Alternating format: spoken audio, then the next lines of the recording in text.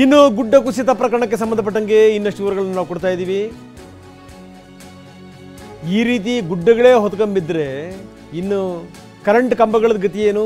ಮಣ್ಣಿನ ಜೊತೆಗೆ high tension ವೈರ್ಗಳು ಕೂಡ ಬಿದ್ದಿವೆ. ವಿದ್ಯುತ್ ಟವರ್ ಬೀಳ್ತಿರುವಂಥ ದೃಶ್ಯ ಕ್ಯಾಮ್ರಾದಲ್ಲಿ ಸೆರೆಯಾಗಿದೆ. ನಾವು ಆ ದೃಶ್ಯಾವಳಿಗಳನ್ನು ನಿಮಗೆ ನಾವು ತೋರಿಸ್ತೀವಿ. ನೋಡಿ, ಇದು ದೊಡ್ಡ ಟವರೇ ಹೊತ್ಕೊಂಡ್ಬಿತ್ತು. ಹಿಂಗೆ ಗುಡ್ಡಗಳೇ ಬಿದ್ದುಬಿಟ್ರೆ, ಗುಡ್ಡಗಳೇ ಸರಿದು ಬಿಟ್ರೆ. ಹಿಂದೆಲ್ಲ ಇಂಥ ಹಲವಾರು ಘಟನೆಗಳಾಗಿವೆ ನಿಜ. ಆದರೆ ಇತ್ತೀಚಿನ ದಿನಗಳಲ್ಲಿ ನಾವು ನೋಡ್ತಾ ಇದ್ದೀವಿ.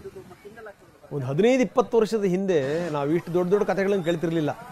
ತೀರಾ ಗುಡ್ಡನೇ ಸರಿತು, ಗುಡ್ಡನೇ ಹೊತ್ಕೊಂಬಿತ್ತು. ಈ ನಮ್ಮ ಅತಿಯಾಸೆಗಳು, ದುರಾಸೆಗಳು, ಅವನ ಕ್ರೌರ್ಯಗಳು, ಮನುಷ್ಯನ ಅನಾಚಾರಗಳು ಪ್ರಕೃತಿಯ ಮೇಲೆ ಇಲ್ಲಿ ತನಕ ತಂದು ನಿಲ್ಲಿಸಿವೆ. ಶಿರೂರಿನ ದೃಶ್ಯಾವಳಿಗಳನ್ನು ನಾವು ನಿಮಗೆ ತೋರಿಸ್ತಾ ಇದ್ದೀವಿ.